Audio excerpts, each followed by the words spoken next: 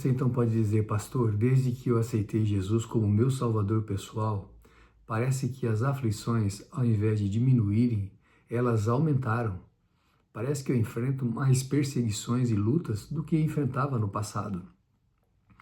Nós temos então que pensar nesse assunto, refletindo na Bíblia Sagrada.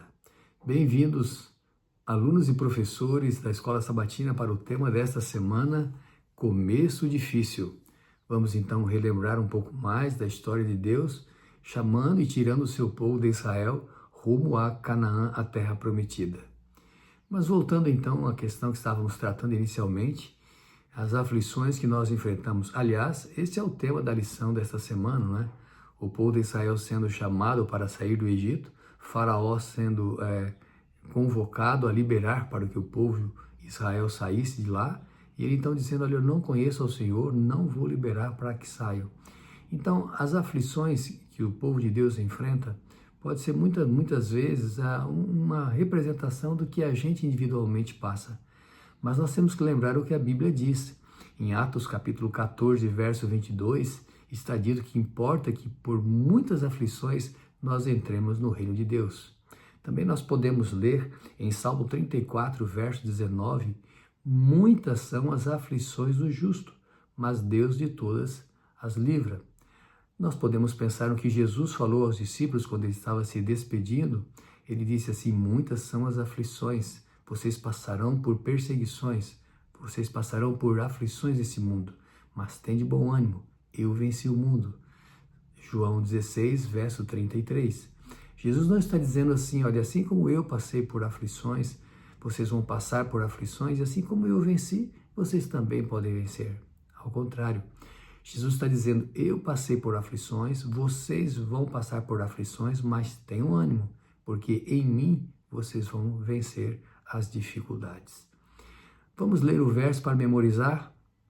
Depois Moisés e Arão foram e disseram a Faraó, assim diz o Senhor, Deus de Israel, deixe o meu povo ir para que me celebre uma festa no deserto. Faraó respondeu, quem é o Senhor para que eu ouça a sua voz e deixe Israel ir? Não conheço o Senhor e não deixarei Israel ir. Êxodo 5, versos 1 e 2. Estas palavras de Tutmés para Moisés e Arão. Eu quero pensar com você ainda sobre essa questão das aflições, né? Assim como o povo de Israel teve aumentadas as suas aflições, já estando em escravidão, quando o faraó, o rei, determinou que eles deviam cumprir com o mesmo trabalho, com a mesma produção de tijolos, mas agora sem as palhas. Eu quero pensar com você naquilo que alguns ensinam com respeito a uma teologia, com respeito à maneira como Deus age com o cristão após ele aceitar Jesus. A chamada teologia da prosperidade.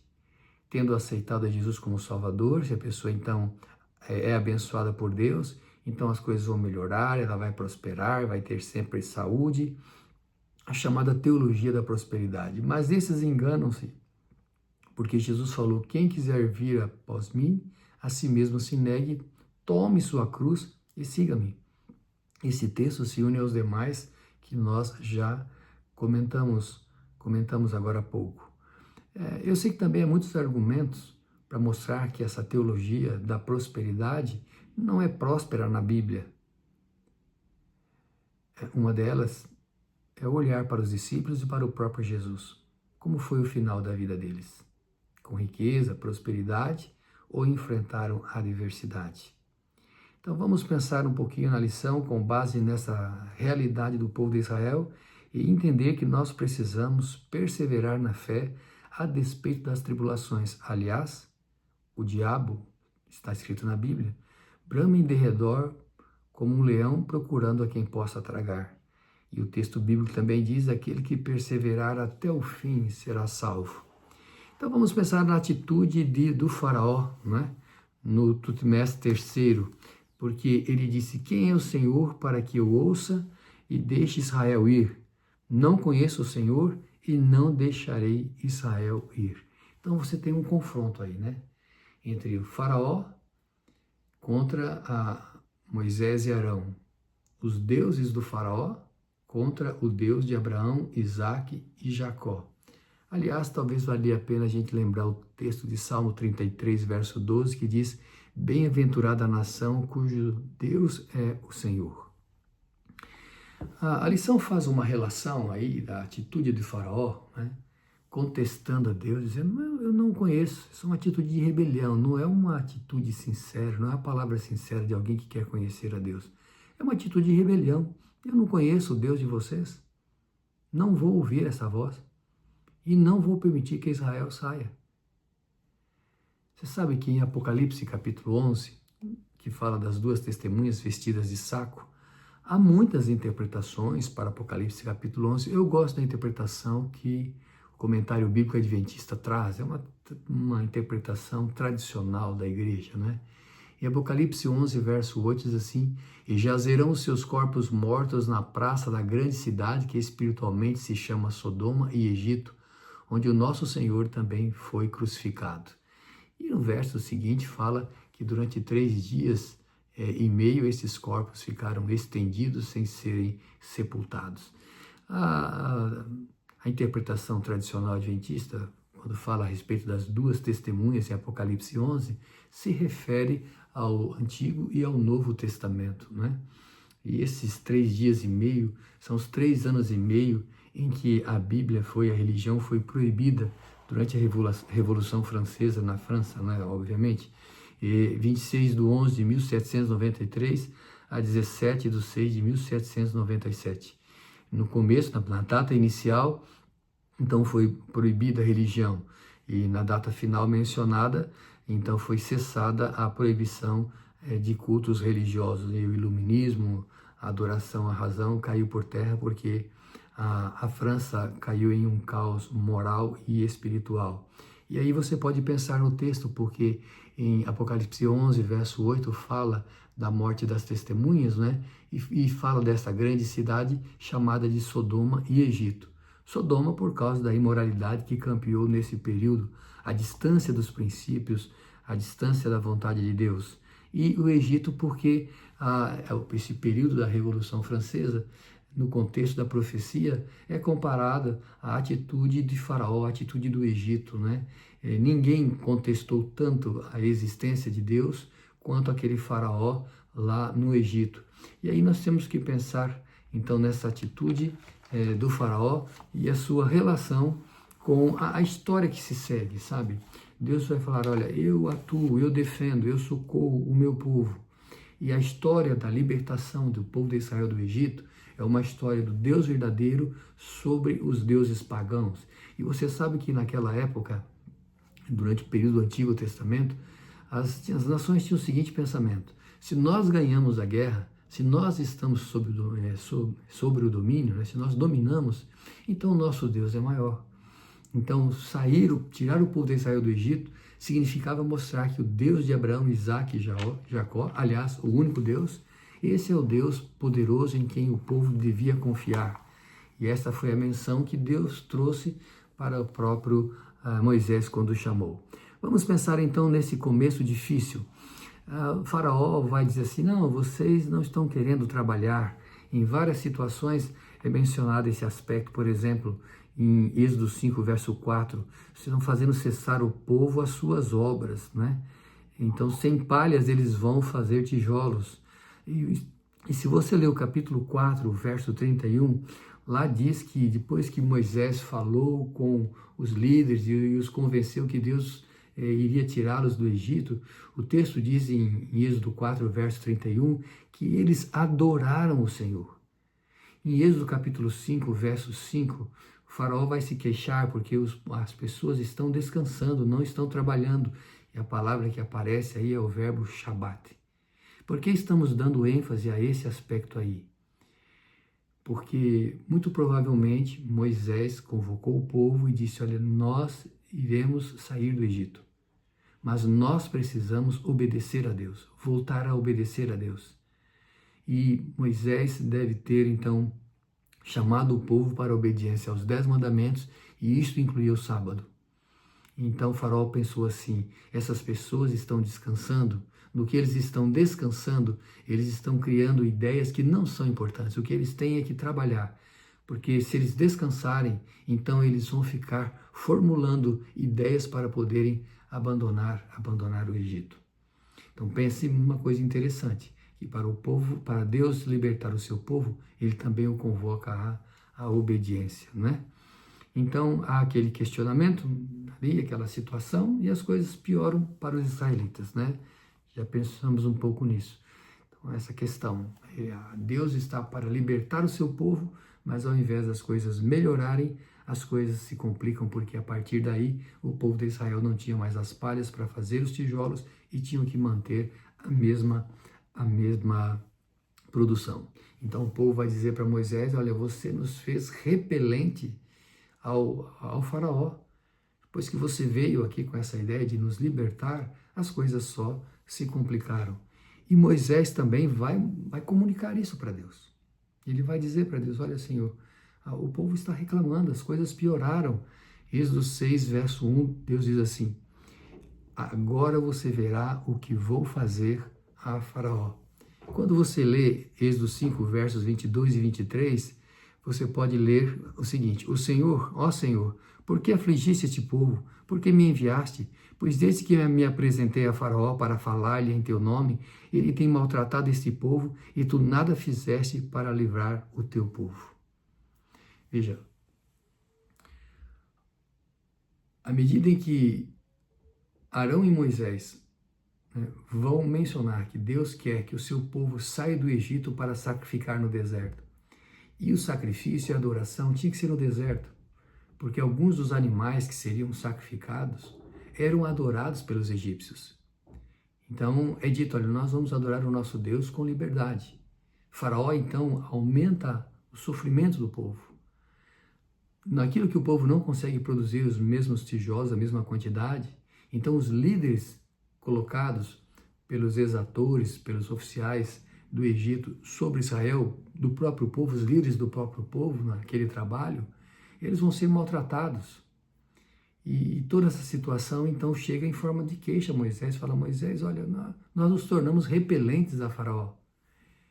E Moisés então vai dizer para Deus: Senhor, o Senhor me chamou, mas desde que eu falei para este povo que o Senhor vai libertar, só tem aumentado o sofrimento e a dor. Então Deus vai dar uma resposta para Moisés, falar: olha, eu sou o Deus de Abraão, Isaque e Jacó, eu apareci para eles. E eu apareci como Deus Todo-Poderoso, o El Shaddai, né? Mas pelo meu nome, o Senhor, e em português está o Senhor, é a palavra Yahweh, pelo meu nome, Yahweh, eu não me manifestei plenamente a eles. O que quer dizer isto? Eles não conheciam o nome de Yahweh? Claro que conheciam. Abraão mencionou, né, este nome, esta realidade, este Deus. Mas o que quer dizer isto? Deus está dizendo o seguinte: olha, desde quando eu chamei Abraão para estabelecer o meu povo, eu não agi de tal forma que houvesse uma libertação tamanha como a que eu irei fazer. A minha manifestação agora, a manifestação do meu poder, é mais do que chamar uma pessoa, é mais do que preservar um povo, é que agora com mão forte eu vou libertar o meu povo do Egito. Eu vou tirar da escravidão, eu vou resgatar, eu tomarei vocês como meu povo e eu serei o seu Deus. Então, por ocasião da libertação do povo de Israel do Egito, houve uma manifestação do caráter de Deus, e aí tem que ver com esse nome Yahweh, né?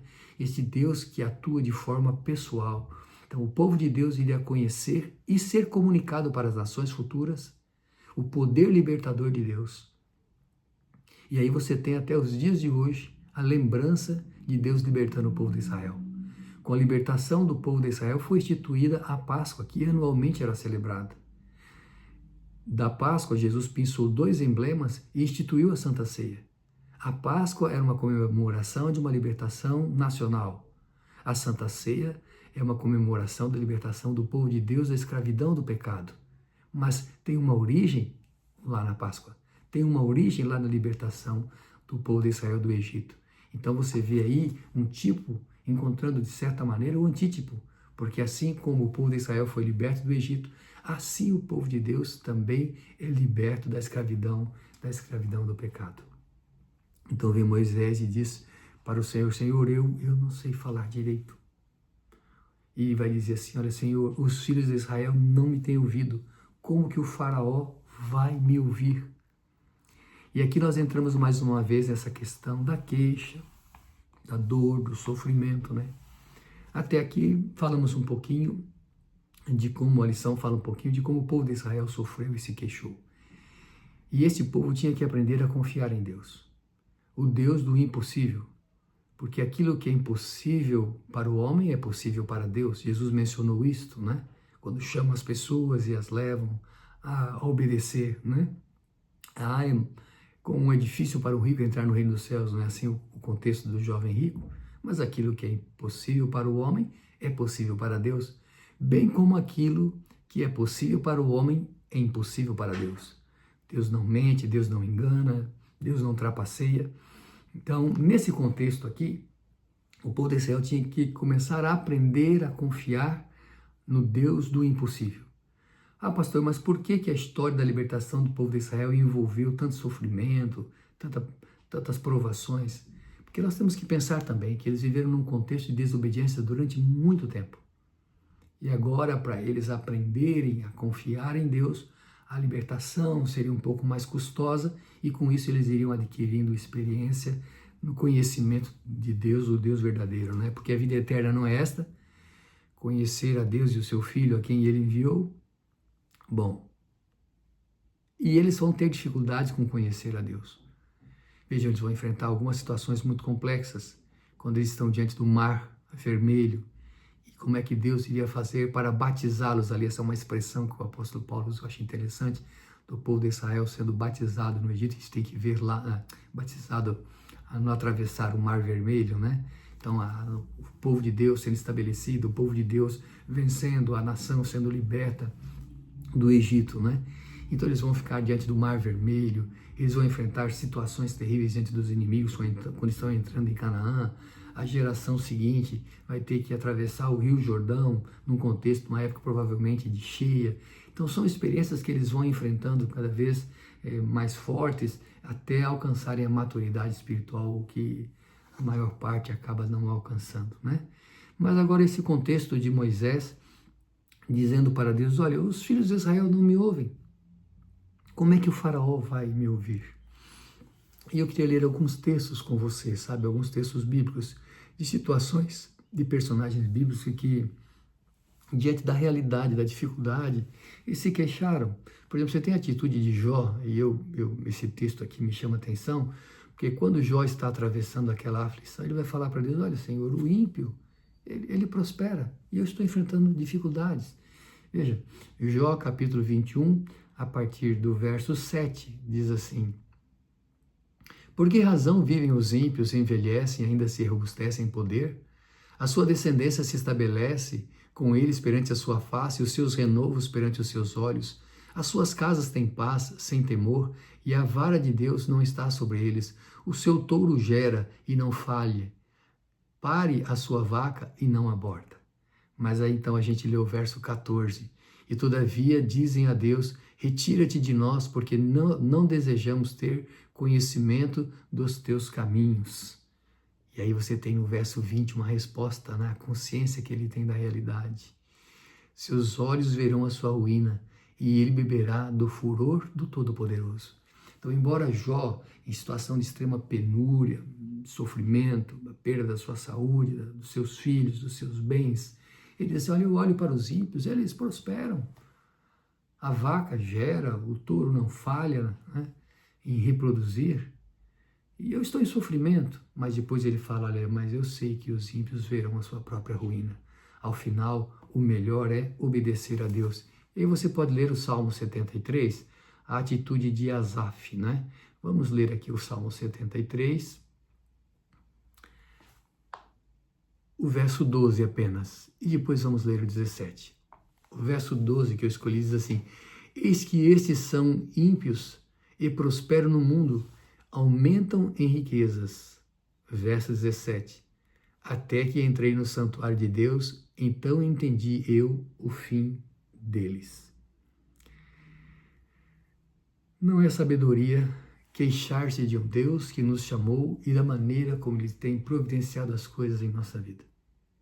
nós pudéssemos ir para o futuro e de lá olharmos a maneira como Deus nos conduziu ao longo da vida, nós iríamos agradecer pelas providências que Ele tomou e pelo caminho no qual Ele nos guiou, porque era o melhor caminho para nós. Então, se comparar com os ímpios, com a aparente prosperidade, e não enxergar o que de fato eles vivem de aflição, sofrimento, dor, prejuízo, e por fim, se não se arrependerem as consequências dos seus erros e dos seus pecados.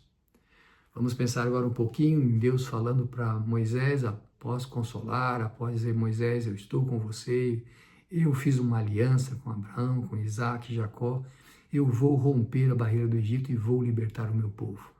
Vamos pensar um pouquinho agora em Deus falando para Moisés na seguinte realidade: fala assim, Moisés, então você vai, você fala, você agirá como Deus e Arão agirá como seu profeta, né? E aqui a palavra Deus que aparece não é a palavra Yahweh, né? Aqui não é o Senhor, não é Yahweh, é Elohim, não é o nome próprio de Deus.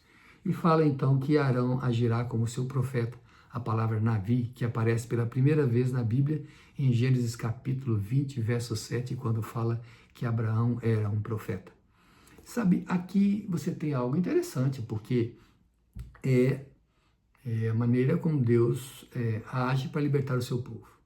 Então, Moisés vai dizer: Senhor, já disse, né, eu sou pesado de língua, eu não sei falar, tenho dificuldade, não consigo me expressar corretamente. Várias vezes ele vai dizer isso e Deus vai animando, motivando para que Moisés faça a sua obra. Ao final Deus fala assim: olha, então vamos fazer o seguinte: Arão, teu irmão, vai agir como profeta. Você fala para ele e ele é o porta-voz. Então, quando você pensa em Navi, ou Nabi, a palavra hebraica para profeta, uma delas, muitos entendem que tem o sentido de proclamar, de anunciar. Então, o profeta, ele é aquele que proclama, é aquele que é o porta-voz. Às vezes, a palavra profeta na Bíblia, no Antigo Testamento, é evidente. Então, aquele que vai vaticinar o que vai acontecer no futuro. Mas o profeta, ele é um porta-voz. Veja, João Batista não vaticinou nada a respeito do futuro distante do que iria acontecer. Ele anunciou que o Messias estava ali, o Cordeiro de Deus. E ele é chamado de profeta. Então, porque profeta é um porta-voz. Profeta é aquele que comunica a vontade de Deus, independente de vaticinar se algo vai acontecer no futuro distante ou não. Mas nós podemos olhar para esse aspecto e entender um pouquinho de como a Bíblia foi produzida, né?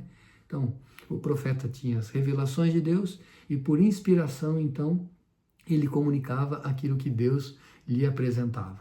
Então, no caso aqui, Arão vai fazer a função de profeta e Moisés a função de Deus.